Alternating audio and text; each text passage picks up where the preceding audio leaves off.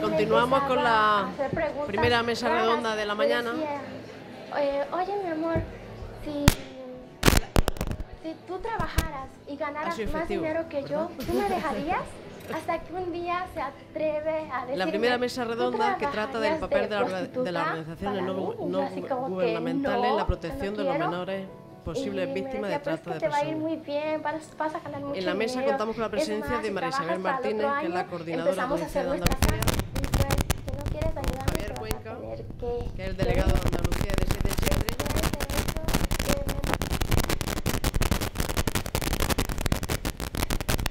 chicas que él ya me había presentado. Ella en el autobús y con Rosa Flores, que es la referente de trata de seres humanos de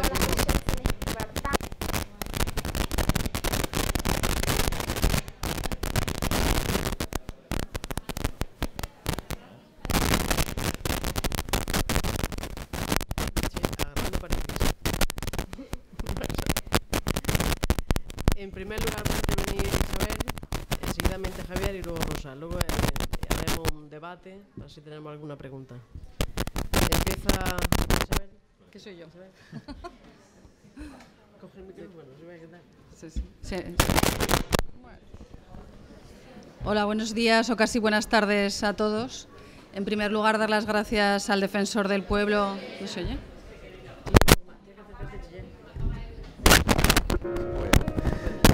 ¿Ahora? Tampoco.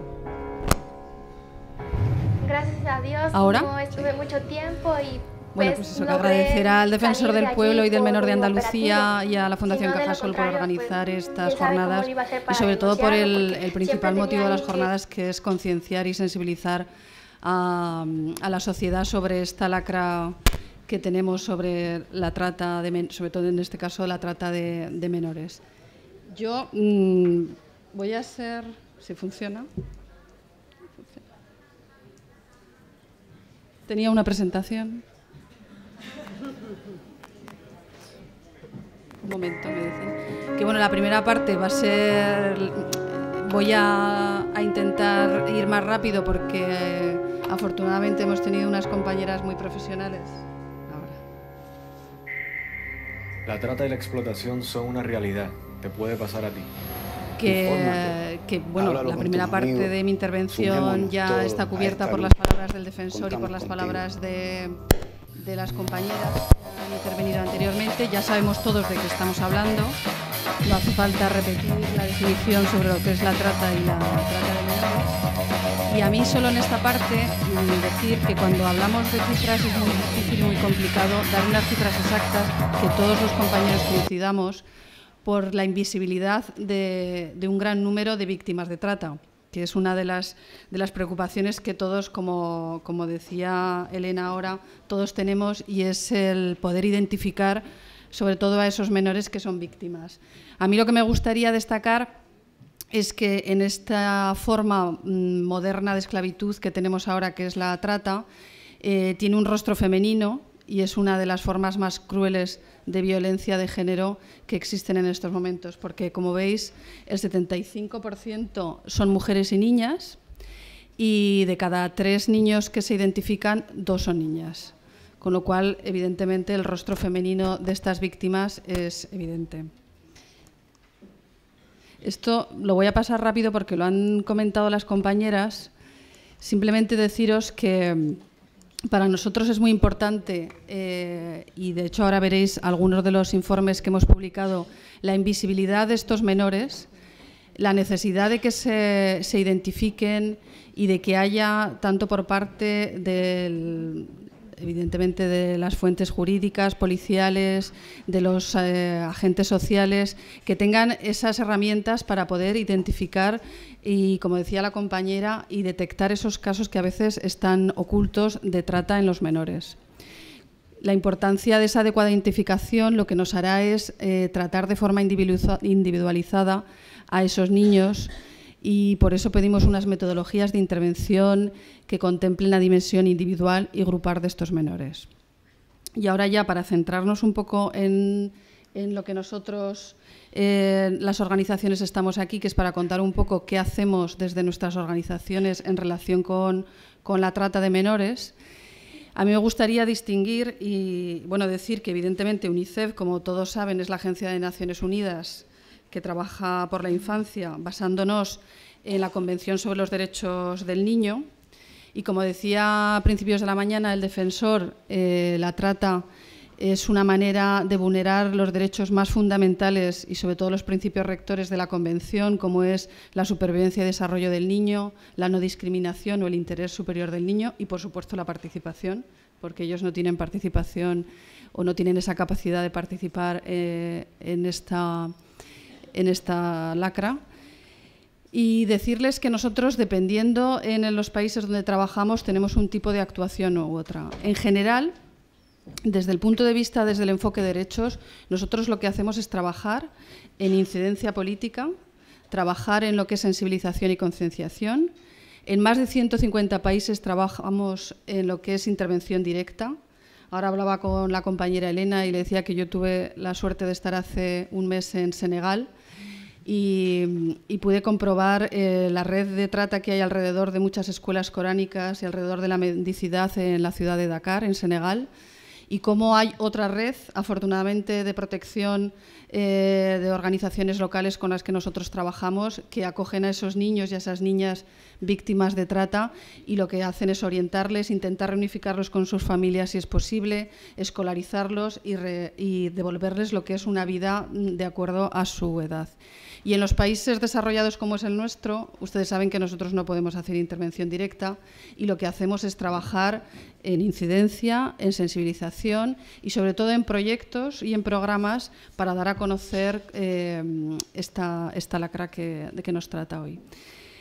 Para ponerles un ejemplo de los informes y análisis que hemos hecho sobre este tema, hay uno que es el manual sobre trata que se realizó con la Organización Internacional del Trabajo y lo que intenta es un poco visualizar esa vulnerabilidad de los niños y las niñas que son víctimas de trata.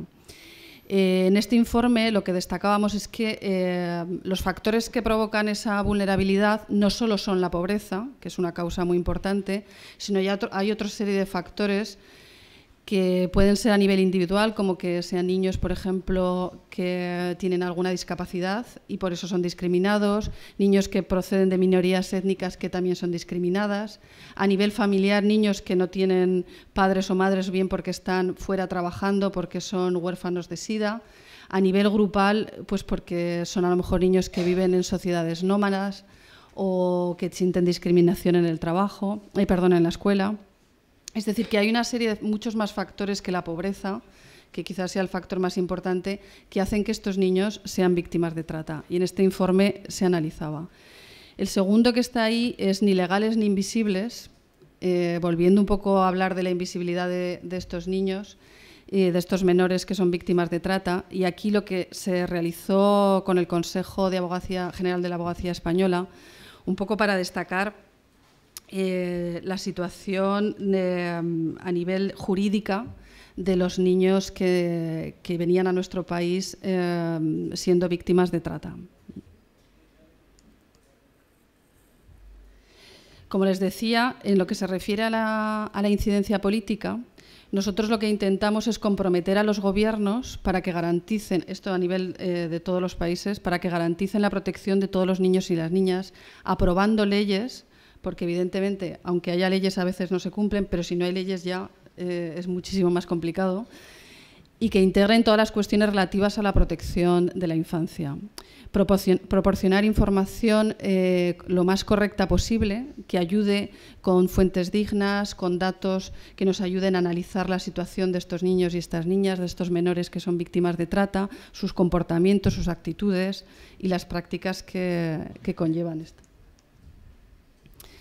Proporcionar un debate en torno a la protección, dar voz a los niños y a las niñas, como decía nuestra compañera Elena que ha hablado antes, es muy importante escuchar a los niños y a las niñas que son víctimas de trata o que pueden serlo, para averiguar exactamente qué es lo que les ha ocurrido durante todo el proceso, desde que abandonaron sus familias o desde que empezaron sus viajes a otros países. Mejorar la supervisión y la vigilancia perfeccionando sistemas de recopilación de análisis, como decía, y garantizar a los niños un entorno protector durante las situaciones de emergencia. Ustedes saben que a nivel internacional, cuando se producen conflictos armados o desastres naturales, uno de los mayores riesgos que hay es la trata de niños y de niñas. A nivel de España, en concreto, yo voy a destacar dos programas que nosotros estamos promoviendo. Uno es el Código de Conducta para la Protección de Niños y Niñas Adolescentes en el Turismo y en los Viajes, el Código ECPAT, que se firmó en Suecia a finales de los años 90 y que nosotros hemos intentado introducir en España, sobre todo trabajando con las empresas hoteleras que tienen recursos u hoteles en el extranjero. En este proyecto lo que se intenta es formar a los trabajadores de los hoteles y de las empresas para que puedan detectar ellos casos de explotación, sobre todo sexual, de menores, para que la empresa también firme con sus proveedores códigos en los que ellos tampoco infringen o permiten que haya explotación sexual de menores, para que ellos informen a los turistas que se alojan en esos hoteles y para que evidentemente luego hacen unos informes que recoge todo el trabajo que se está haciendo en sus empresas hoteleras. En España ahora hay cerca de 20 empresas hoteleras que han firmado este código y bueno, seguimos trabajando para que evidentemente cuantas más mejor, para proteger sobre todo una consecuencia de la trata, que es la explotación sexual de los menores. Otro proyecto es el proyecto Solidaridad de Responsabilidades, en los cuales es una red de organizaciones que están los compañeros también de Save the Children. Bajo este proyecto nosotros organizamos con la Defensoría del Pueblo Andaluz en el 2012 un taller sobre MENA, sobre menores no acompañados, y el año pasado, en julio, también hicimos uno sobre protección de menores, trata y protección internacional. Y lo que intenta este proyecto es un poco sensibilizar y concienciar a la sociedad sobre la situación de trata o de la situación de indefensión y vulnerabilidad de los menores, formar a los profesionales que trabajan con menores y reclamar esa necesidad que tenemos de centros para atención y protección de los menores víctimas de trata, contando con la intervención de un equipo multidisciplinar.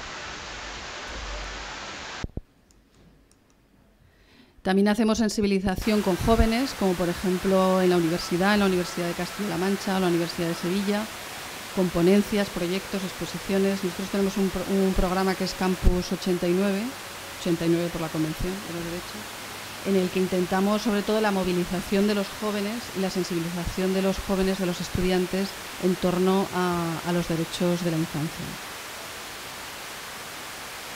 Y yo tenía un vídeo, pero no sé si va a ser posible verlo.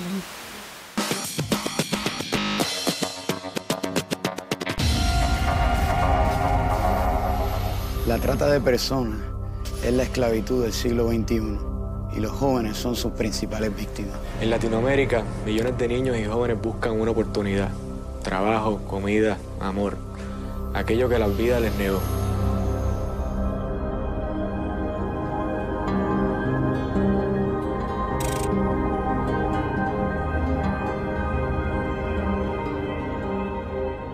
Cuando conozco a esta persona que me engaña, yo estaba en el parque de la ciudad. De repente veo a un chavo a lo lejos y pues se me queda mirando mucho. Y dice, hola, ¿cómo te llamas? Él se presenta, me dice, yo soy Alex. Y así empezó a hacerme la plática y me dice, ¿me dejas tu número de celular? Y así como que, ok, está bien. Y ya él me dio el suyo. En los mensajes él me decía que estaba enamorado de mí, que le había gustado y que le diera una oportunidad. Pero le digo, ¿sabes qué? Tienes que ir a hablar con mi familia para que yo pueda salir contigo o ser tu novia. Él fue a hablar con mi tía. Le dijo que él ya era una persona responsable, que tenía departamentos en renta en la ciudad de Puebla, hasta que se ganó la confianza de mi tía. El tratante establece un vínculo de confianza y dependencia con sus víctimas. Consigue envolverlas, engañarlas, conociendo exactamente sus necesidades. Así captura a sus presas. Él me empezaba a hacer preguntas raras. Me decía, oye, mi amor, si tú trabajaras y ganaras más dinero que yo, ¿tú me dejarías?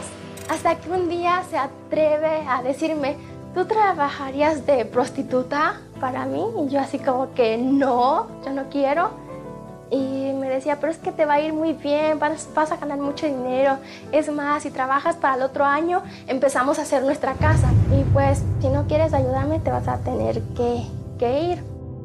Después de eso, que me manda aquí al DF con unas de las chicas que él ya me había presentado. Ella en el autobús ya me iba diciendo más o menos cómo tenía que trabajar. Me iba terapeando que por las posiciones tienes que cobrar tanto, si te quedas a trabajar conmigo en el hotel te van a cobrar tanto, o si te vas al callejón, dependiendo, ¿no?, a qué lugar me aceptaran por la edad. Y cuando el primer cliente me dice que vayamos al cuarto, bueno, vamos, y pues yo sentí bien feo, se me derramaron las primeras lágrimas. Casi quería llorar, pero en ese lugar prácticamente yo no podía llorar, no podía hacer nada. Los 2 primeros días que trabajé, junté como 4,600 pesos y se los mandé a él. Al día pasaba como con 30 o 40 clientes.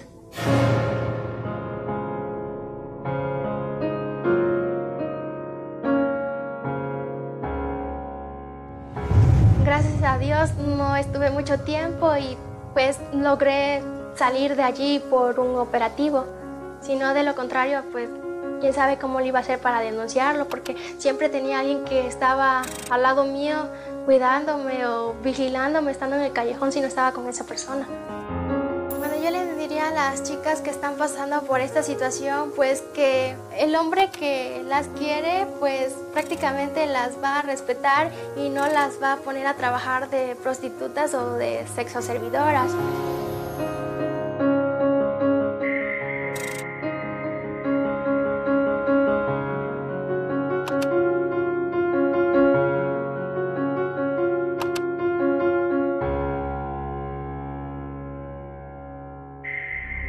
La trata y la explotación son una realidad. Te puede pasar a ti. Infórmate, háblalo con tus amigos, sumémonos todos a esta lucha.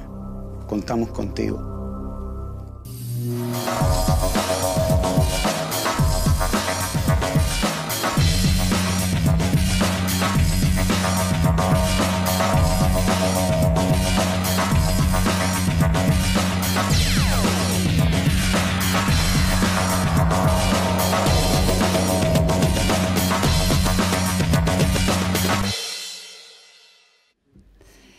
Y bueno, luego si hay más preguntas, era un poco el contarles la labor que tiene UNICEF en relación con la trata de menores, que como les decía, dependiendo del país en el que nos encontramos, en general es concienciar, incidir políticamente para que haya leyes a favor de estos niños y dependiendo del país hay una intervención directa o no. En Latinoamérica, millones de niños y jóvenes buscan una oportunidad.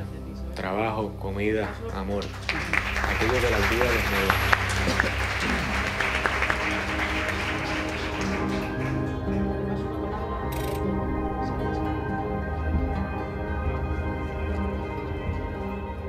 ¿Se oye? Cuando... No. A ver, por aquí. ¿Ahora?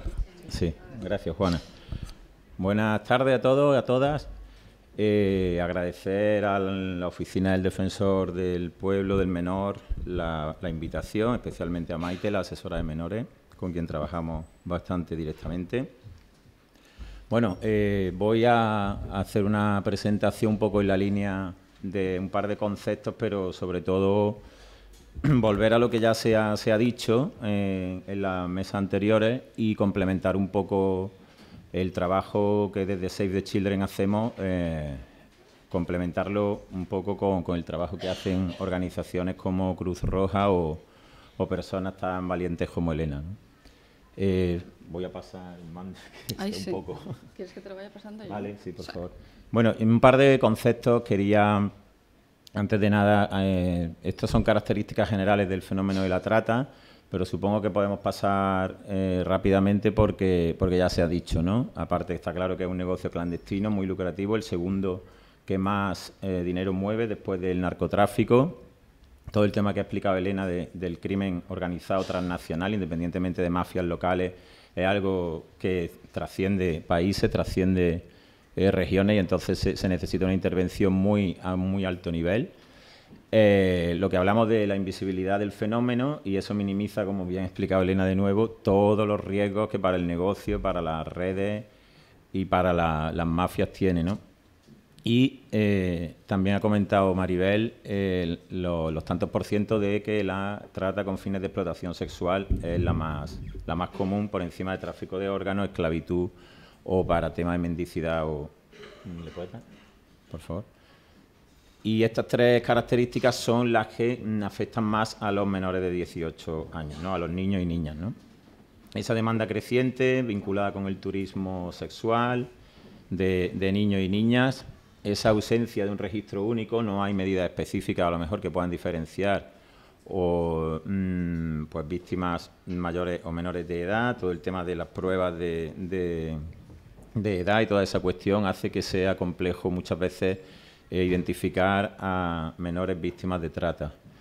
Y luego el tratamiento judicial, a ver, esto es un término muy amplio y como no hay mucho tiempo tampoco voy a profundizar mucho, pero defendemos, igual que UNICEF, todo el tema del derecho del niño y la niña a ser escuchado. Eso significa que cuando un niño o una niña víctima de trata está delante de un juez, tiene riesgos de revictimización, tiene riesgos de que no prime el interés superior del niño. Por eso pongo esa interrogación ahí, ¿no? De dónde está el interés superior, cómo se analiza y cómo se incorpora ese interés superior del niño cuando hay una detección y cuando a lo mejor está en un proceso judicial, y también vinculado con todo lo que también se comentaba antes de la reparación plena de la víctima. Cómo tenemos que atender siempre al interés superior del menor y evitar que las medidas que intentamos hacer para que mejore su situación pues luego se vuelvan directamente contra ella, ¿no?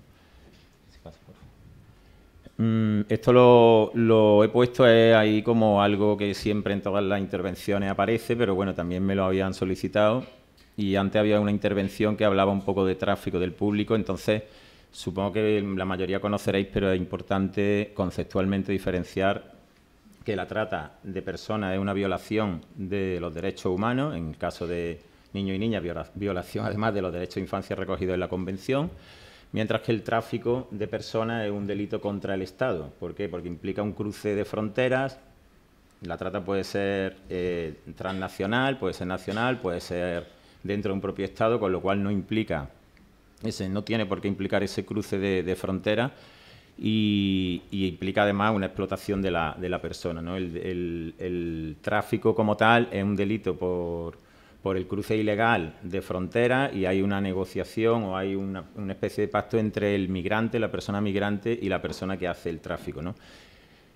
Por supuesto, hay una relación directa, ¿no? Una persona que está en una situación de tráfico, está negociando la forma de trasladarse de un país a otro, puede ser víctima de un engaño y puede ser víctima de trata clarísimamente, pero sí es importante diferenciar porque la explotación de la persona víctima de trata es continua, no cesa. Ya hemos visto desde la captación en origen hasta, bueno, puede pasarse la vida en la red. Mientras que usualmente pues la relación entre una persona migrante y el traficante, digamos, pues finaliza cuando hay esa transacción, yo te doy el dinero, me llevas y se acaba, ¿no?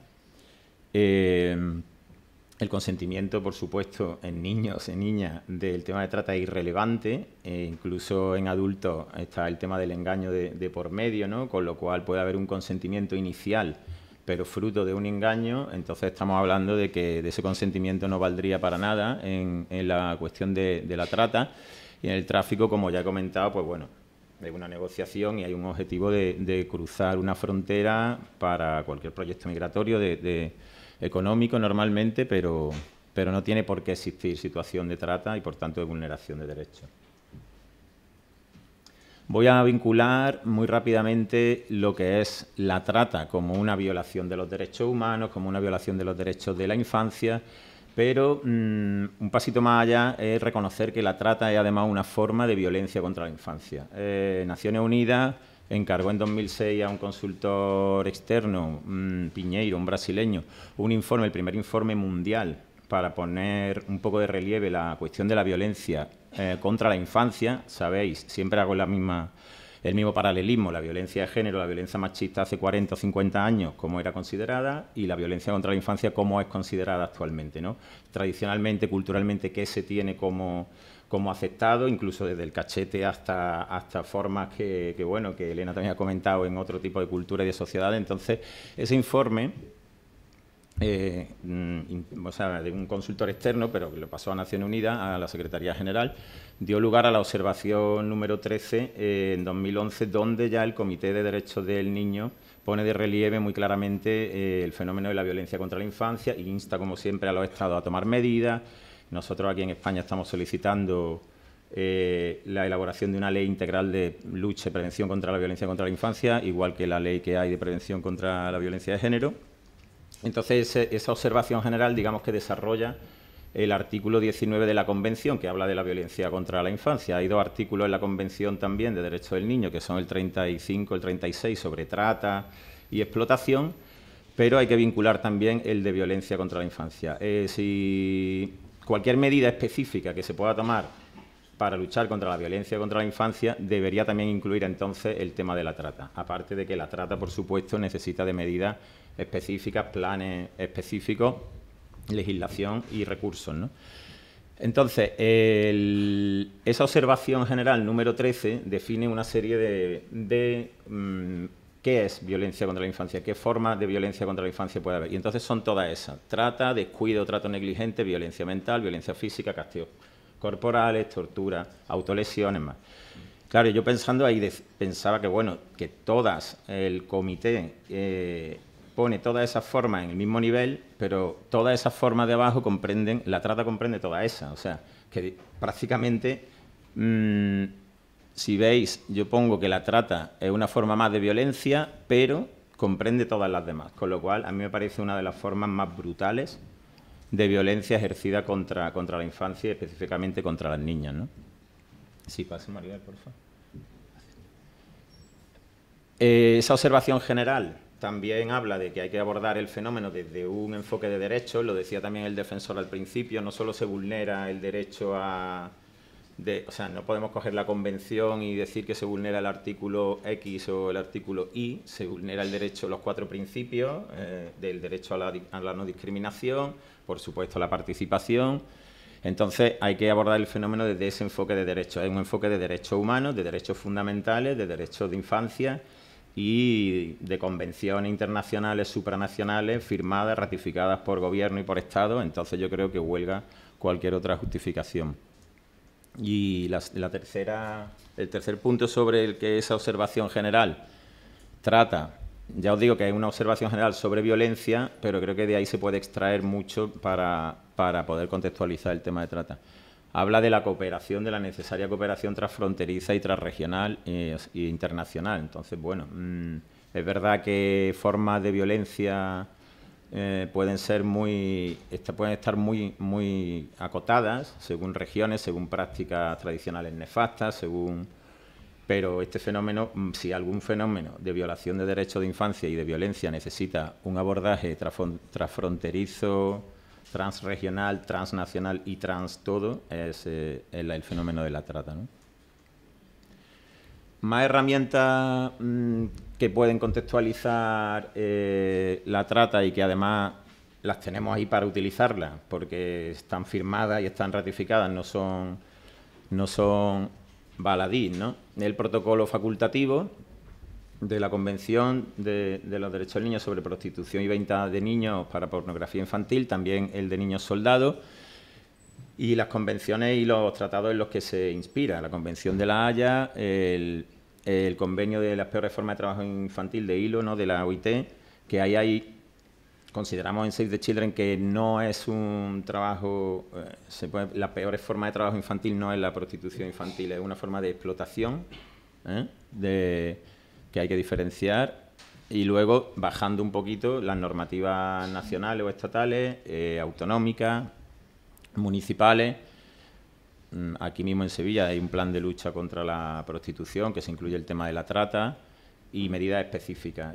Siempre vamos a hablar de dotación presupuestaria acompañada a planes y mecanismos de seguimiento y evaluación y cumplimiento de indicadores. Si no, los planes pueden quedar bien, pero si no se dotan de recursos, no se le aplican indicadores claros y mecanismos de seguimiento y evaluación, probablemente no tengan el impacto deseado. Y último, está más pequeñito porque se ha desconfigurado, pero no por falta de importancia. El último protocolo facultativo es el tercer protocolo facultativo que ha lanzado el Comité de Derechos del Niño de Naciones Unidas. Se aprobó en abril, porque el número de estados necesarios para que se pusiera en funcionamiento se cumplió en abril, creo que fue Costa Rica el último. Entonces, tiene un nombre un poco raro, protocolo facultativo relativo a un procedimiento de comunicaciones. Básicamente significa que un niño puede denunciar al Comité de Derechos del Niño de Ginebra que está siendo objeto de una vulneración de sus derechos. Claro, eso no es tan fácil. Hay que primero agotar todos los cauces del estado en el que el niño reside y hay un mecanismo, pero puede ser una oportunidad para ir tirando de ahí. Si al comité le llegan pues un montón de reclamaciones de víctimas de trata no atendidas adecuadamente por el Estado que acoge y tal, pues probablemente pueda ser una herramienta para eso se ha aprobado el protocolo para que haya esa oportunidad, ¿no?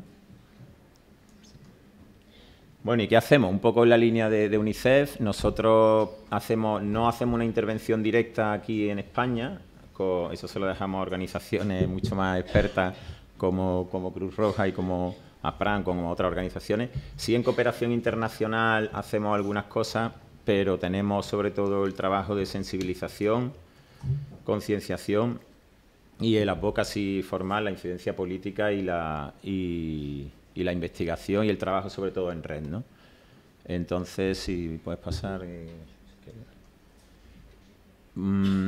En incidencia política, siempre con la red española de organizaciones contra la trata, hemos trabajado conjuntamente todos los aportes en los planes integrales, en protocolos marcos de protección, acciones conjuntas pidiendo rendición de cuentas, bueno, el Foro Social contra la Trata, seguimiento de planes, colaboración con Tercer Plan de Acción también. En Valencia se participó en el grupo de trabajo para la elaboración de un protocolo autonómico para la detección de víctimas y las recomendaciones que tenemos en nuestra agenda de infancia, que era un 2012-2015, que era un instrumento muy simple, ¿no?, de recomendaciones al Gobierno central en muchos temas relativos a infancia y específicamente en este también. Luego, cooperación internacional.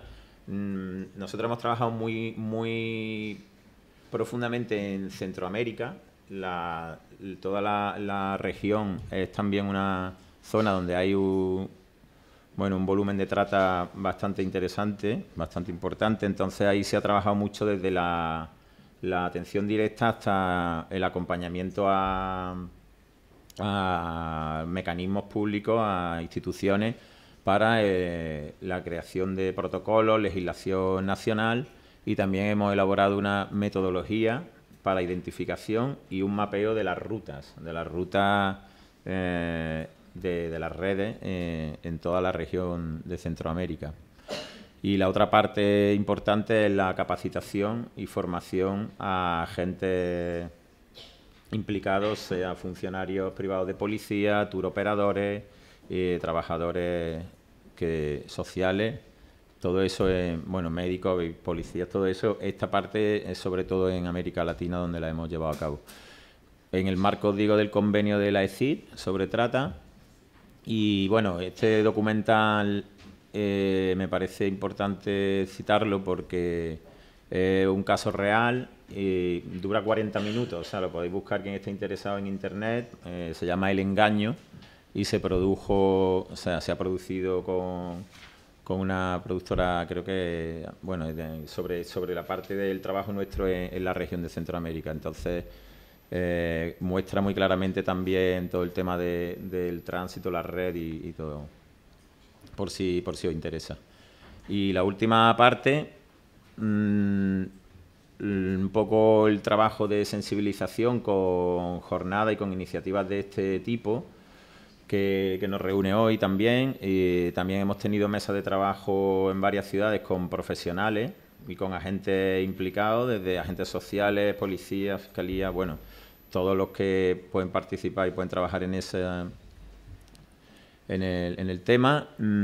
Ahí fuera también hemos dejado algunos folletos de difusión y tal que hicimos en el marco de algunas de estas intervenciones y material informativo también para intentar difundir en comisarías, centros de protección para niños y niñas que pudieran ser víctimas de trata en varios idiomas, ¿no? Lo teníamos en castellano, en francés y en árabe creo también. Y por último, bueno, tengo ahí abajo pone spots, este spot lo vamos a ver si que no tiene sonido, pero tampoco es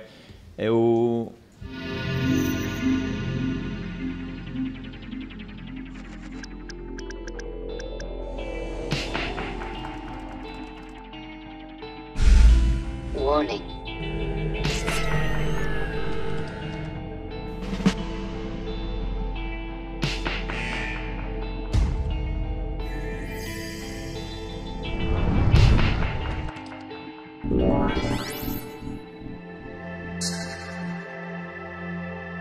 Puede parecer un juego, pero es la realidad. Tu indiferencia hace invisibles a las víctimas de trata. Bueno, y por último me quedaba una diapositiva, un par de ellas, no sé si lo pueden poner. Y ahora os iba a enseñar una buena práctica en la cuestión de sensibilización y de movilización ciudadana que a raíz de una jornada sobre trata que se hizo en Vitoria-Gasteiz, en Euskadi, pues un grupo de chicas jóvenes de 16 a 19 años se conocieron el fenómeno y se implicaron mucho en la cuestión de la trata. Son chicas de origen extranjero, algunas han nacido aquí ya, pero también por esa condición son mujeres, son de origen extranjero y están muy implicadas también, a lo mejor con lo que le puede suceder a sus iguales, con muchas más oportunidades que ellas. Entonces constituyeron un grupo, ahí había una fotito, pero bueno, si vais para adelante, han constituido un grupo de trabajo como voluntarias de Save the Children, pero ya son bastante autónomas, entonces hacen mucho trabajo de movilización, de denuncia. Estos son jóvenes contra la trata, ¿no? Entonces ya trabajan directamente con el Ayuntamiento de Vitoria-Gasteiz en acciones de sensibilización, de movilización con flash mob y cosas así bastante. Entonces, bueno, es importante, me parece importante ahí destacarlo porque son ellas las que desde esas edades tempranas pueden transmitir a sus iguales y pueden ir sacando también todo eso iceberg, ¿no? Todo, que decimos esto es la punta del iceberg, pues todo eso lo pueden ir sacando ellas y trascender más allá de también estas iniciativas que son súper importantes y que nosotros las hacemos también, pero que muchas veces a mí me da la impresión de que casi todos los que estamos aquí sabemos de qué estamos hablando y estamos súper sensibilizados, ¿no? Entonces, también ahí tenían un encuentro con otro grupo de jóvenes de Nicaragua que fueron a la delegación de Euskadi. Y nada más, queda la última, simplemente, pues eso, nuestra visión básicamente es esa, ¿no? Ningún niño puede ser víctima de trata y ningún ser humano tampoco. Así que muchas gracias.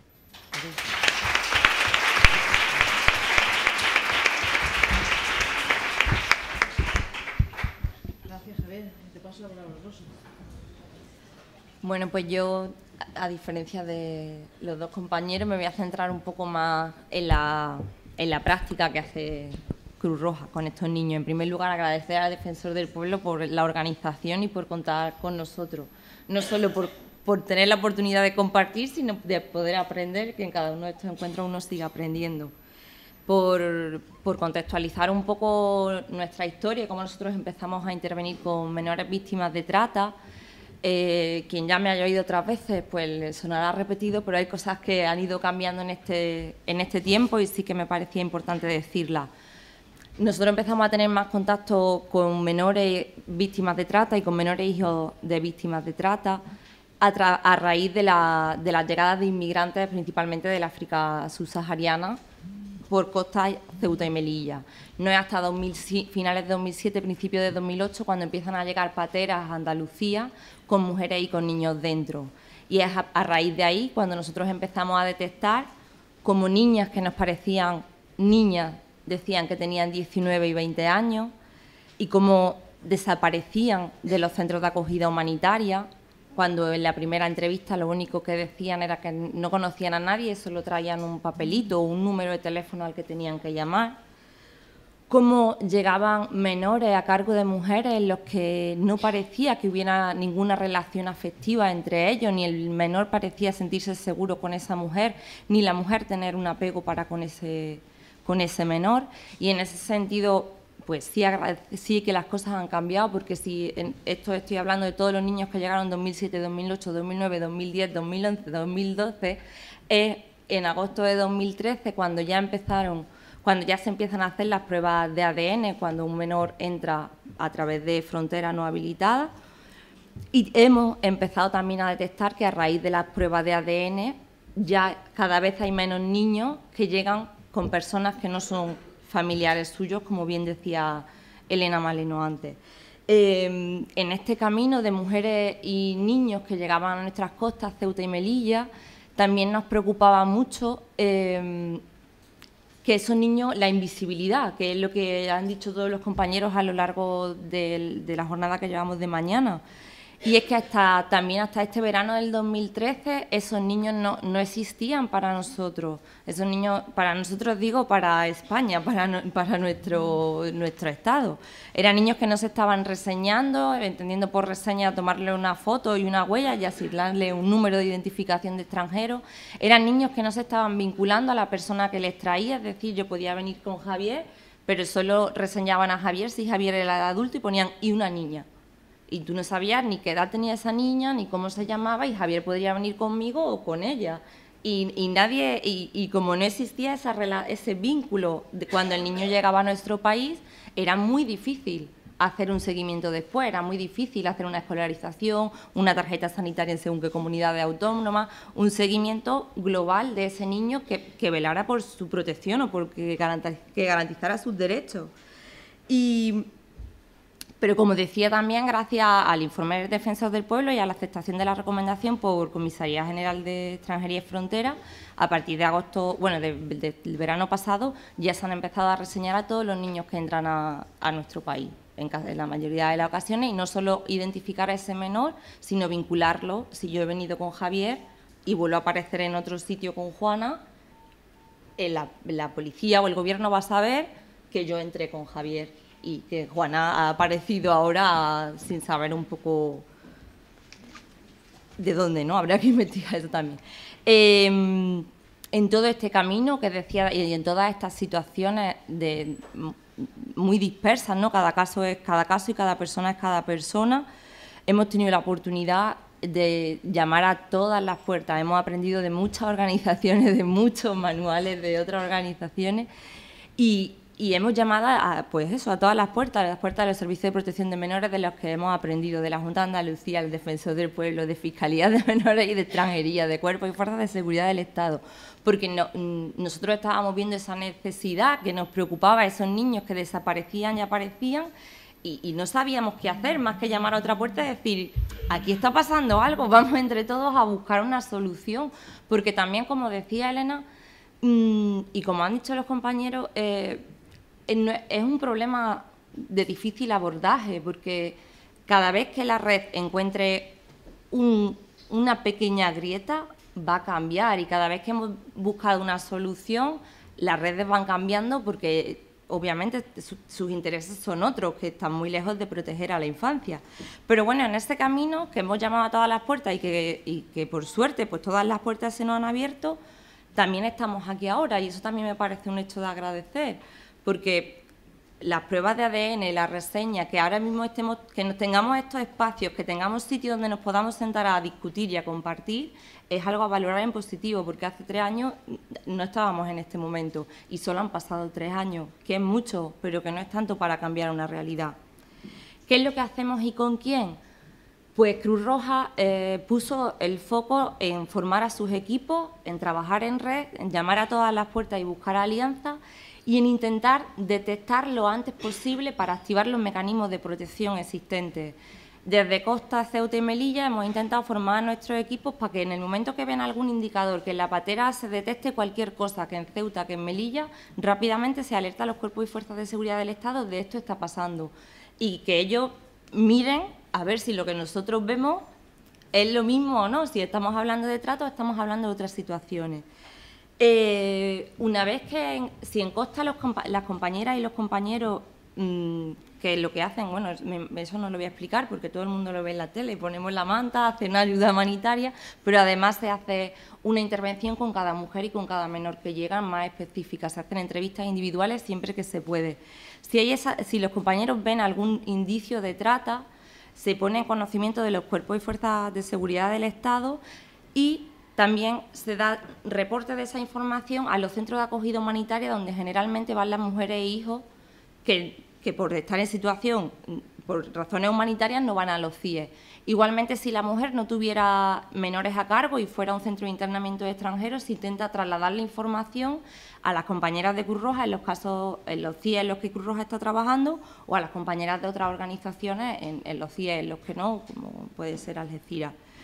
En ese traslado de información lo que se intenta es preparar la acogida para cuando la mujer y los menores van a llegar al centro. Si ya los compañeros de Costa han visto algo, ya tienen una historia, como también decían, ya tenemos una composición de cuál ha sido el trayecto migratorio de la mujer y del niño, ya podemos preparar la intervención antes de que lleguen y hacer una intervención directamente con el niño a través del juego, o con la niña, y a través del juego intentar conocer cómo se siente, cuál es su situación, si se siente seguro, si además, bueno, es que se observa en la práctica cuando hay un apego y está con la madre o no.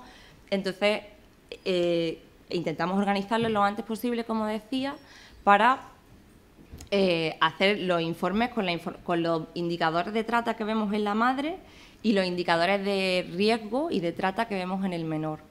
En los centros y gracias a las reuniones que hemos tenido en el Defensor del Pueblo Andaluz, pues se llegó a un acuerdo de, antes de que los menores llegaran al centro, enviar el listado para chequear que se había hecho esa afiliación y que se habían tomado las pruebas de ADN y realmente se están haciendo en todas las últimas llegadas del verano pasado. Igualmente, si hay algún indicador más, se envía tanto a Fiscalía de Menores y Extranjería, Servicio de Protección de Menores, UCRIF, Guardia Civil. Y creo que no me dejo a nadie, si me he dejado a alguien que me perdonen porque somos muchos, y ahí activamos el mecanismo de protección que podemos.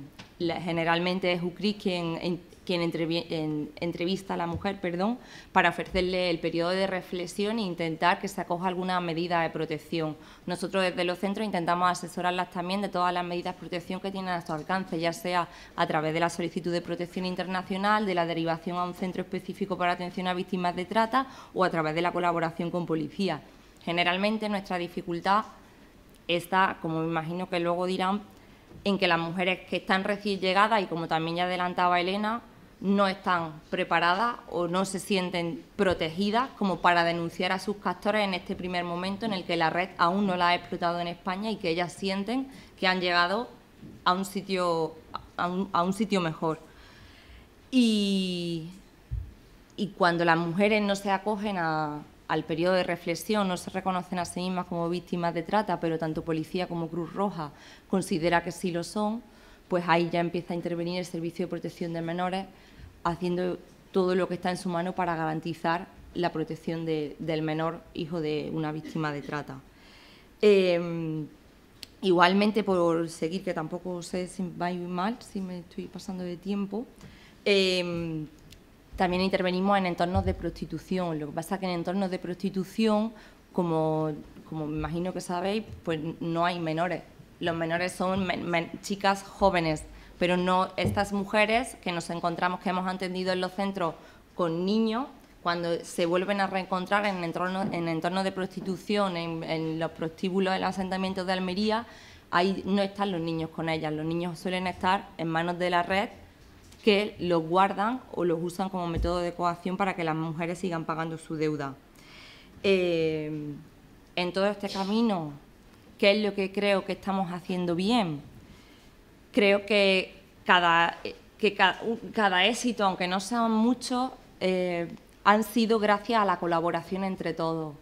El trabajo en la Red Española contra la Trata, el trabajo en Antena Sur, el trabajo de Fiscalía, Servicio de Protección de Menores, Defensor del Pueblo, Cuerpo y Fuerza de Seguridad del Estado. Si todos vamos a una, no siempre vamos a ganar, porque las redes son también muy grandes y muy poderosas, pero vamos reduciendo los resortes por los que se nos van escapando estos niños y estas mujeres. ¿Qué podemos hacer aún? Ayer, creo, cuando venía, vi el anteproyecto de ley de reforma de la legislación de protección a la infancia. Y aquí pone que se va a regular a nivel nacional la situación de riesgo. Para nosotros eso nos parece muy positivo, porque creemos que cada uno de estos menores están en riesgo. Y establecer un sistema continuado de seguimiento de ese menor, creemos que va a reducir la probabilidad de que el niño acabe en una situación de explotación o que se pierda en manos de la red.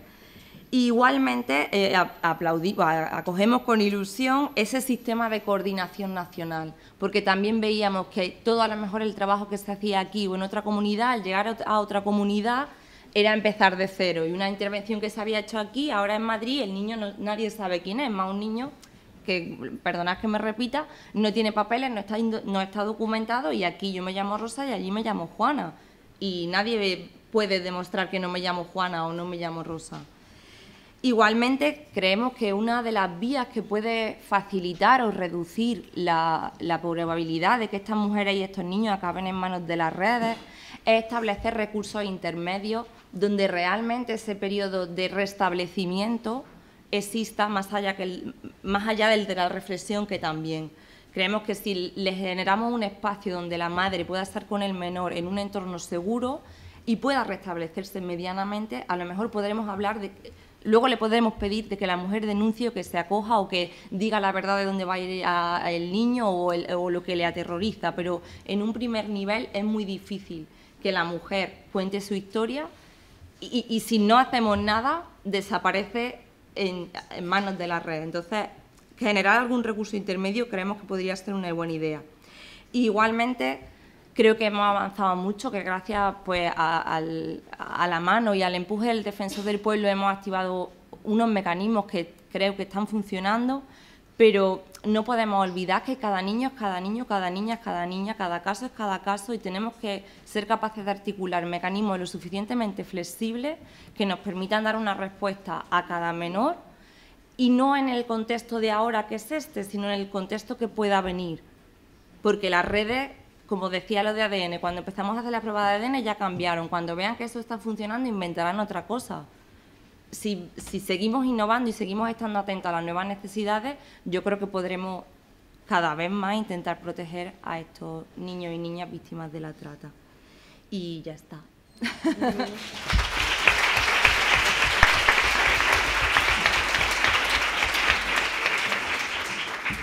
Muchas gracias, Rosa. Nada. Pasamos al turno de palabras. ¿Hay alguna? A mí me gustaría hacerte una pregunta, Rosa. ¿Cuántos de estos menores atendidos en los centros han dado indicios de que ellos o su acompañante... No se oye.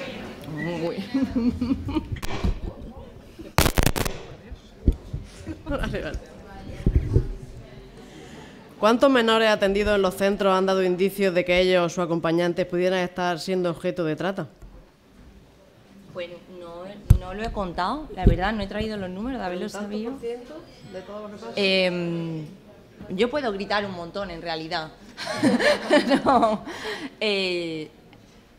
No te sabría decir, pero muchos de ellos. ¿Cómo? Que no he entendido la pregunta. ¿Que cuántos de estos menores tienen indicios de que están siendo objeto de trata?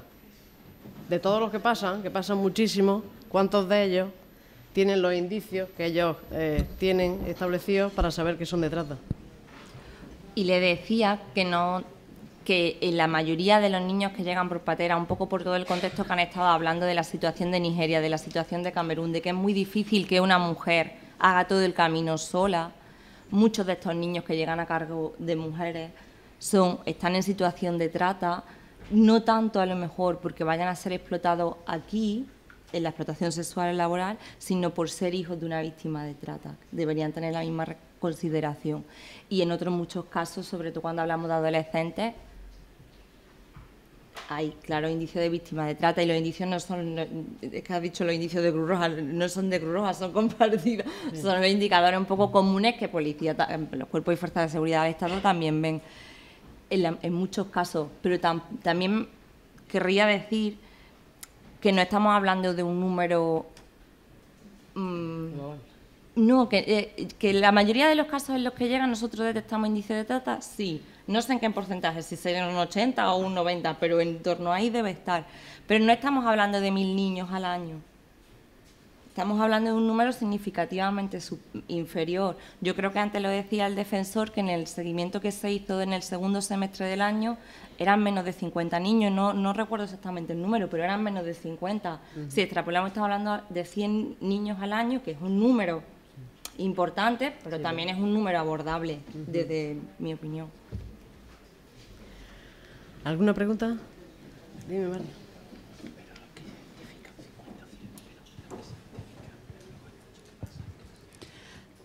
Bueno, esta es una pregunta que va a cualquiera de los participantes en la mesa. Me interesaría saber la opinión, pues a ver qué me pueden decir.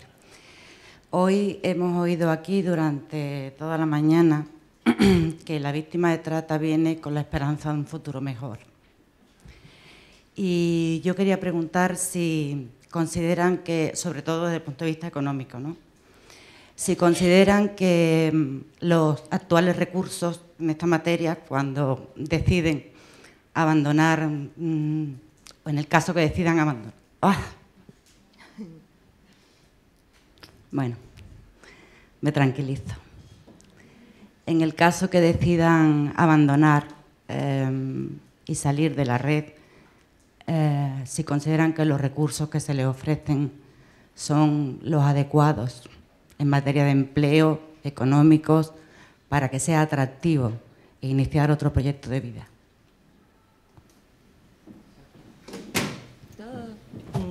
Bueno, voy a empezar yo. Son los que tenemos. Yo creo que si hubiera, o sea, además ahí yo creo que las cifras no fallan, ¿no? Y es un signo claro de... Es un signo que evidencia cómo funciona nuestro sistema de protección. Cuando estamos ofreciendo periodos de reflexión, acogerse a un recurso específico para víctimas de trata, es verdad que yo creo que hemos avanzado mucho y que hay muchos proyectos que funcionan muy bien, tanto Proyecto Esperanza, Amaranta, Adoratrices, APRAN, hay muchas organizaciones que están trabajando y están trabajando muy bien, pero lo cierto es que también, como decía antes Elena Maleno, si la persona, nosotros, por ejemplo, las mujeres que atendemos tienen una deuda que oscila entre 40 y 60.000 euros. Si tú tienes que pagar 60.000 euros porque tienes tu otro hijo, tu familia está amenazada en Nigeria, ¿cómo consigo yo 60.000 euros? ¿Cómo consiguen esas mujeres 60.000 euros? Es muy difícil. Y en los sistemas de protección, es verdad que la documentación existe, la de las mujeres que están en situación de irregular, que hay proyectos de empleo, que hay proyectos formativos, que tienes un recurso de acogida, pero es muy difícil. Y ahora mismo, si bien la protección aquí estamos avanzando y es verdad que consum más y consum menos sí que da una respuesta a la situación de las víctimas, si no podemos hacer un abordaje de la unión, o sea, de que la mujer no es una mujer sola, una mujer que tiene su familia, que tiene su historia, que tiene sus niños aquí, que tiene sus niños allí, el sistema que tenemos para eso todavía no sirve. Y ellas no se sienten en muchos casos protegidas, no solo por lo que yo le estoy diciendo, sino también por lo que decía Elena, porque en un primer momento en el que tú acabas de llegar con esa historia de abuso, que yo te cuente que aquí te vamos a proteger, es como nada. Muy bien. ¿Le pasa el micrófono por el fondo? ¿Habían pedido la palabra?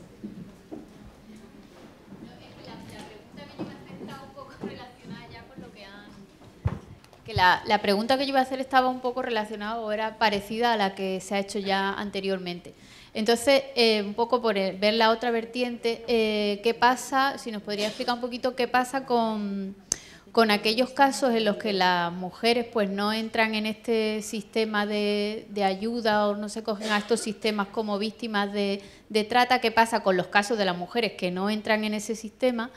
O los casos en los que no hay indicios suficientes o pruebas suficientes de que esa mujer y esos menores están involucrados en redes de trata, o bien que la mujer no entra o no se reconoce como víctima y no se puede llegar a probar que es víctima. ¿Qué pasa con esas mujeres y con esos niños? No sé si me he explicado bien. No estoy segura de haberte entendido. Vamos a ver, yo no conozco excesivamente la materia, entonces a lo mejor es que yo no me estoy explicando bien. No, seguramente no, es que yo no me he enterado. Casos en los que atendéis a mujeres, o se atiende en centro a mujeres y a niños, y esas mujeres no colaboran, o sea, no reconocen la realidad de la red en la que están, y no quieren participar a lo mejor en esos programas de ayudas que decís que existen, y además paralelamente pues no existen pruebas importantes o suficientes como para que la policía o los organismos oficiales determinen que están inmersas en ese proceso, ¿no? ¿Qué pasa? Si pueden estar aquí, son devueltas a sus países, ¿qué pasa con los niños? Eso es lo que yo quiero decir. Pues esos son la mayoría de nuestros casos. Que detectamos indicadores en los que indicadores objetivos que nos hacen pensar que la mujer y ese menor están en situación de trata, pero que la mujer no quiere acogerse a ninguno de los sistemas de protección, ya sea un recurso, ya sea colaborando con la policía, ya sea a través del asilo, no quiere nada porque lo que quiere pagar no es lo que quiera, porque no es que sea una decisión que haya tomado libremente. Lo que estamos haciendo ahora, y que sin obviar que es una medida traumática y que no creo que sea una medida definitiva, pero lo cierto es que está funcionando, al menos en la provincia de Córdoba, que es donde se está haciendo, es que cuando la mujer que dice que no conoce a nadie, que no sabe dónde va, que no se reconoce como víctima de trata, pero que tiene que irse aunque no sabe dónde va, y que no sabe qué va a pasar con el niño, pero que igualmente tiene que irse, aunque no podemos dar un traslado de comunidad autónoma ni de ciudad, porque no es la dueña de su destino, porque como ya se ha dicho, son mercancías que pasan en manos de personas, ellas no suelen decidir sobre sus vidas. Lo que se está haciendo, al menos en la provincia de Córdoba, y el protocolo que se ha firmado en Jaén va en la misma línea, es que el Servicio de Protección de Menores está no en base solo a los indicios de Cruz Roja, sino a la entrevista de policía, que las identifica formalmente como víctimas de trata, es hacer una retirada del menor. Y se está protegiendo al menor, de manera que el mensaje que se le da a las mujeres, si tú tienes que irte, no nos gusta, pero no podemos hacer nada, pero por lo menos el menor no va a ir contigo sin saber a dónde va. Y aunque es una medida muy traumática, aquí están los compañeros de menores que le pueden explicar mejor que yo, lo cierto es que los casos en los que lo hemos hecho así, las mujeres finalmente han aceptado irse a un recurso específico para víctimas de trata y están recuperándose y se está empezando a intervenir en ese proceso de restablecimiento o de reflexión con otra organización que también está aquí, que es Amaranta.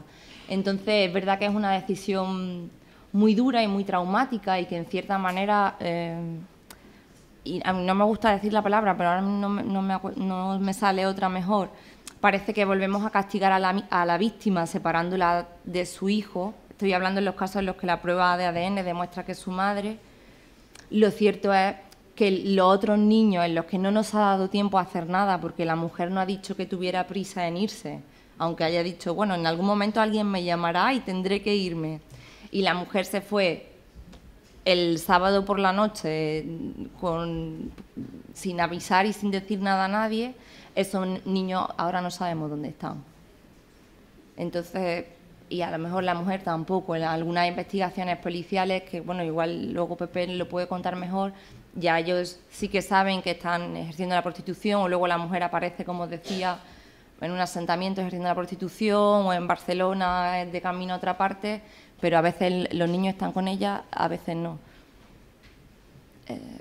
Entre una medida que es mala y lo otro, yo no sé, creo que aún nos queda por andar, pero lo cierto es que al menos algo estamos haciendo. Y como decía, en todos los casos en los que se ha hecho esta medida tan traumática, pues hasta el momento las mujeres han tenido ese zarandeo que las ha hecho pararse y decir, me voy a un centro específico, voy a tener la oportunidad, voy a darme la oportunidad de pensar en otra cosa.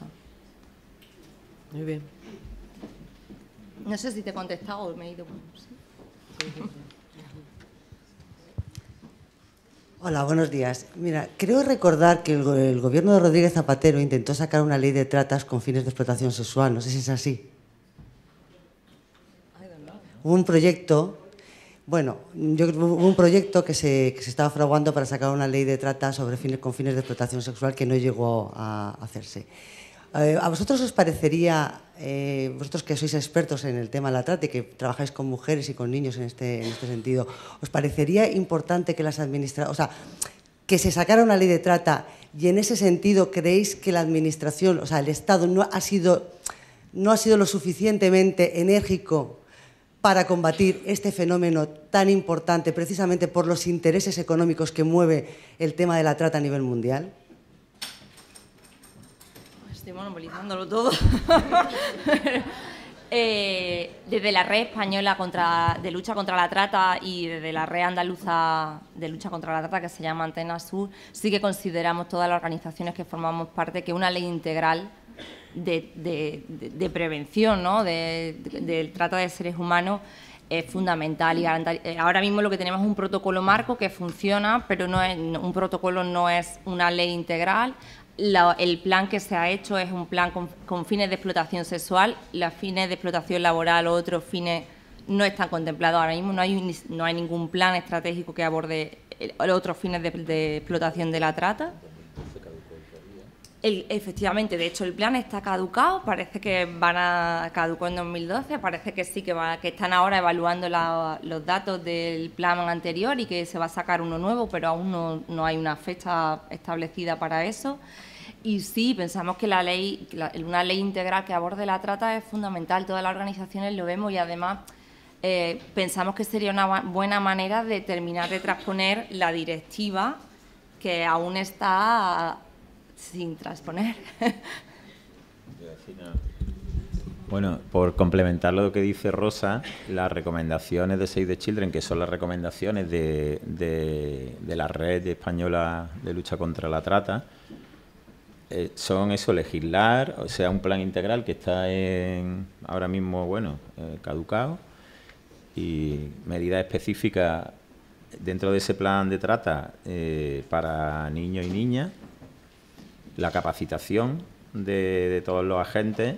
Eso puede ir dentro del plan o puede ir pero sí que creo que convenimos, y sobre todo la gente que hace intervención directa en la necesidad perentoria de esa sensibilización, de esa capacitación, que ya se ha avanzado muchísimo, pero que se necesita aún más. Y lo de siempre, la asignación de recursos económicos a todas las medidas normativas, planes que se realicen desde las instituciones. Que hay un compromiso y una preocupación, lo sabemos, y aquí también sabemos que la Dirección General tiene una gran preocupación, pero falta también un poco avanzar, y la coordinación interinstitucional a nivel de Estado y autonomías, pero vamos, está avanzándose, pero es complejo. ¿Alguna otra pregunta?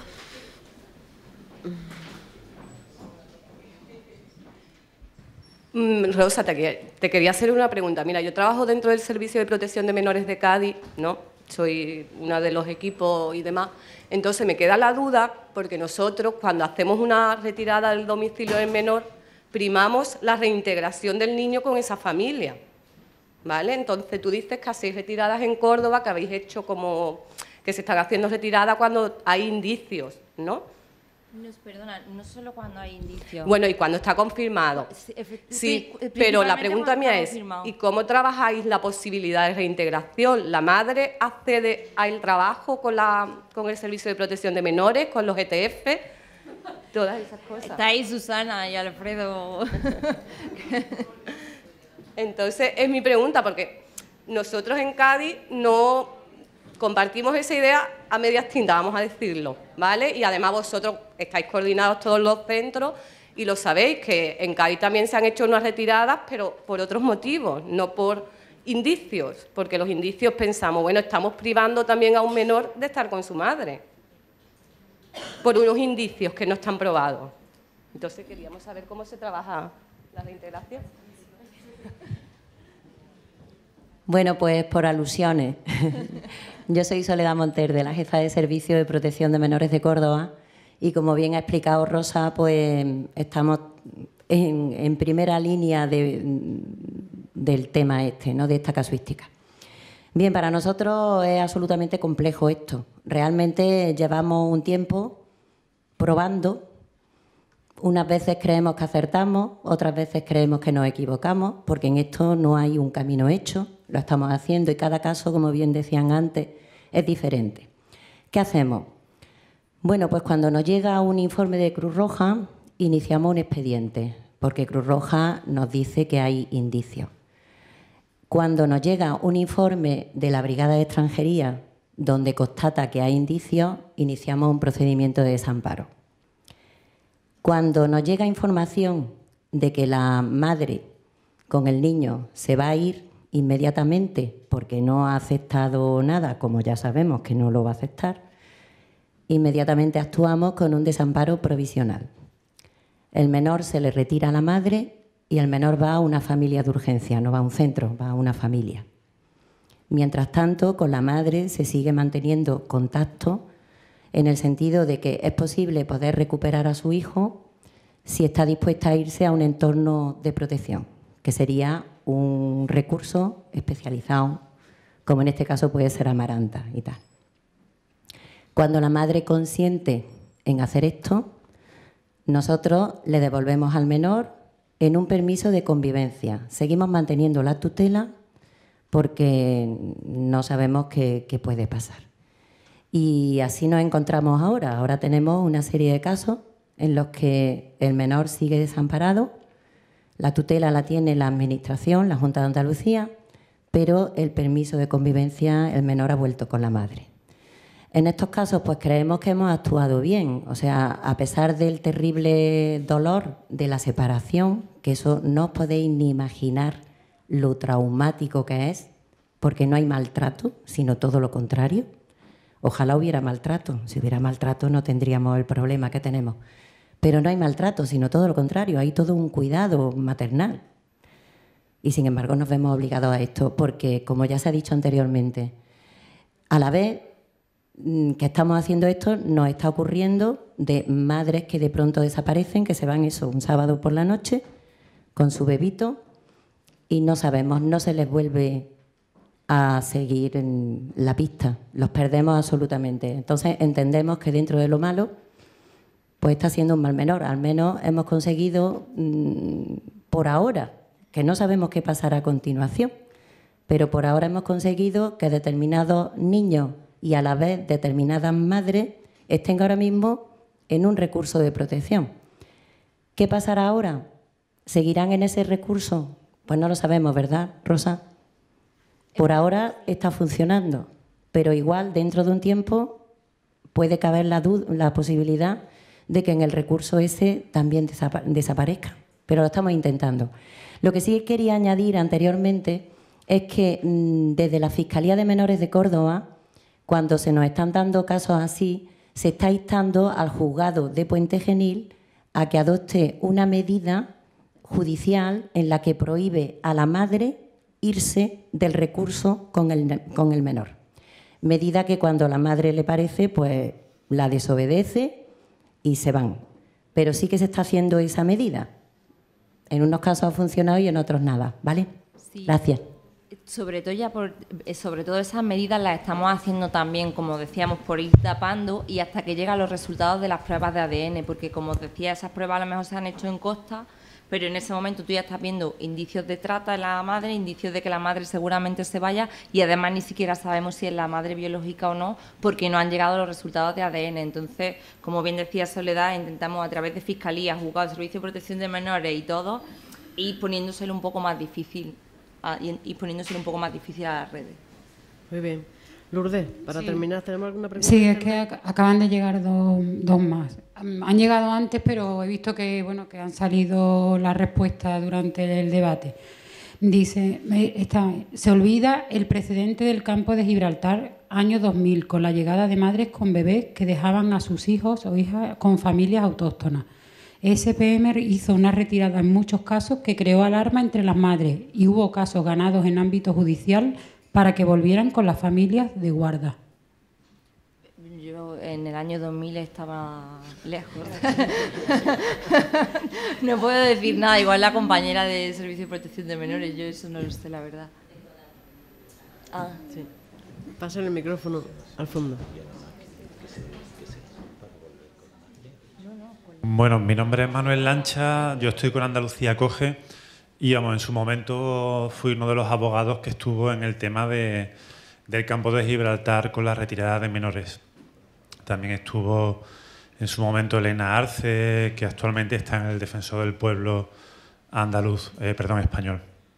Y bueno, lo que pasa es eso, que no sé hasta qué punto puede tener encaje una cosa con otra, en el sentido de que es verdad que en aquel momento la actuación de la Junta con el Servicio de Protección de Menores fue pues muy drástica, se decidió la retirada de los menores. En este caso, lo que entiendo es que es difícil, que se ve que las mujeres subsaharianas en este caso como que son aparentemente víctimas por los dos lados, ¿no? Por una parte impulsadas, presionadas por las mafias, ¿no? Y por otra parte presionadas, entiendo que con buena intención, por parte del Servicio de Protección de Menores y del Servicio de Cruz Roja, ¿no? Yo entiendo que en este caso, pues si está funcionando, pues puede ser una buena vía. Hay que ver, como estaba diciendo, del Servicio de Protección de Menores de Córdoba, hasta qué punto pues, las mujeres usan el recurso de las casas de acogida y se protege también a los menores. Pero bueno, en definitiva, quizás lo que sucedió en el año 2000 en el campo de Gibraltar fue algo muy específico y que seguramente no estuvo justificado, ¿no? En aquel momento las mujeres lo que buscaban era ganarse la vida en diferentes puntos de Andalucía para tener dinero y mantener a su familia. Lo que hicieron en el campo de Gibraltar fue dejar a los niños con familias acogedoras concretas, con mujeres, con familias del campo de Gibraltar. La Junta lo que vio en ese momento era un desamparo que seguramente no existía, ¿no? En este caso, posiblemente, pues estamos hablando de un caso de redes de trata y la actuación del Servicio de Menores, pues entiendo que merece por lo menos un refrendo y verlo como algo positivo, por lo menos inicialmente, ¿no? Creo que, como han dicho el Servicio de Protección de Menores, pues están intentando proteger tanto al menor como intentar darle a esas mujeres una vía de escape, ¿no? Y entonces creo que es positivo, ¿no? ¿Una más? Otra pregunta. Segunda. Dice, ¿ven necesario un número único no policial para la atención, al igual que existe el 016? ¿De atención a víctimas? Sí, yo creo que cualquier recurso que sea... O sea, todo lo que se pueda ofrecer a mí me parece bien, igual que el 016 que no deja además registro en el móvil, si pudieran tener un número único de llamadas donde ser asesorada o donde yo, claro, ¿por qué no? Todo lo que sea ayudar y dar más información, bienvenido sea. Muy bien. ¿Le paso el micrófono? Bueno, yo creo que tengo buena voz y que se me oirá. Hombre, yo me voy esta mañana contenta porque se está hablando de este tema tan invisible, pero por otro lado apenada por lo mucho que no se ha dicho, ¿no? Me parece que primero estamos restringiendo el fenómeno gravísimo e invisible de la trata a la trata de origen nigeriano, cuando nos estamos olvidando de otro montón de países emisores de víctimas de trata, como puede ser pues los minorías étnicas del este, puede ser países orientales, etcétera. En fin, no quiero tampoco utilizar etiquetas, pero creo que nos está faltando un poquito de visibilización de lo complicado y lo difícil que es realmente el fenómeno de la trata de personas, de la trata de menores, de la trata con otros fines, que no es solo la explotación sexual, de la trata de menores acompañados o no acompañados por sus progenitores, y está faltándonos esa visión en conjunto. Como eso, otros aspectos, por ejemplo, cuando se ha hablado de salvar o no salvar a una persona, parece que la solución la tenemos en el momento de la identificación de la víctima como tal, y eso no es salvar a una persona. Conocemos demasiados casos que se ha incluso procedido al retorno y ha vuelto a ser víctima de la misma red. Salir de una red no es un hecho puntual, es un hecho que se tiene que dar a lo largo del tiempo, con una intervención muchísimo más larga de lo que nosotros estamos hablando aquí. Se está hablando de recursos para trata como si hubiera recursos específicos para víctimas de trata, que no lo hay. Las organizaciones que estamos trabajando e interviniendo con víctimas de trata estamos intentando dar soluciones, pero son soluciones de parcheo. Yo no conozco ningún recurso de acogida a víctimas de trata específico. Me consta que cuando una víctima tiene que trasladarse de una localidad a otra para acudir a un juicio, habiendo decidido colaborar, no sé qué, no sé cuánto, no tiene ni asignación presupuestaria para poder dormir en un hotel, y hay veces que va a casas de acogida, albergues municipales, o que incluso los compañeros policías le han pagado el hotel. Entonces, no hay realmente, no hay, por supuesto, el plan, que lo tenemos caduco. Hay un proyecto de ley de lucha un proyecto de ley contra la trata que veremos a ver cuándo sale a la luz, pero sí que se está trabajando en él. Nuestro plan nunca tuvo una asignación presupuestaria, no hay recursos específicos, o sea, que nos queda mucho por hacer. Hay buena voluntad, un mal momento económico y compromiso de mucha gente, pero sí que me gustaría que tampoco saliera un mensaje negativo. Estamos muchas organizaciones en Andalucía englobadas y trabajando bajo una plataforma informal que es Antena Sur contra la Trata, que intentamos al menos coordinarnos en la identificación de casos, en ver cómo podemos colaborar, aunque la persona se mueva en Andalucía. Pertenecemos también a la red estatal, con lo cual tampoco quiero lanzar ese mensaje que cuando una persona se va de nuestra esfera más inmediata y se va a otro lado, ese caso se pierde, sino que intentamos, dentro de nuestras posibilidades, hacer un seguimiento a esas personas, porque ni la identificación es un hecho puntual, ni el salir de la red es un hecho puntual, y no es una decisión del sí, ahora colaboro o no colaboro, ayudo o no ayudo. Muy bien. Yo creo que todos estamos de acuerdo contigo. Con esta jornada lo que hemos pretendido es precisamente eso, visualizar la situación y el problema que tiene esta situación. El que no es una cuestión solo de España, sino que es internacional. Cuando se ha hablado del ejemplo de Nigeria, era por poner un ejemplo de algo que es muchísimo más grande, por supuesto que sí, pero de alguna manera había que centrar en algún sitio, en algún problema. Pero como se trata de visibilizar, era solo para que conociéramos que es la realidad. Sí, sí. Yo creo que los ponentes también lo han dicho. Voy a intentar centrarme en este, aunque sería imposible hablar de toda la situación. El que esta tarde, otra de las mesas redondas, sea la coordinación de las administraciones, se ve la evolución que han tenido durante muy poco tiempo, como ha dicho Cruz Roja, que en 3 años han cambiado las circunstancias mucho, que se ha evolucionado mucho, que hay muchísimo que hacer, que queda muchísimo, que la labor que hacéis la ONG es una labor encomiable, que tenéis que seguir trabajando, Creo que en esta jornada lo que hemos hecho ha sido concienciar e intentar poner en evidencia esa situación, que queda mucho trabajo por hacer, por supuesto. Bueno, terminamos.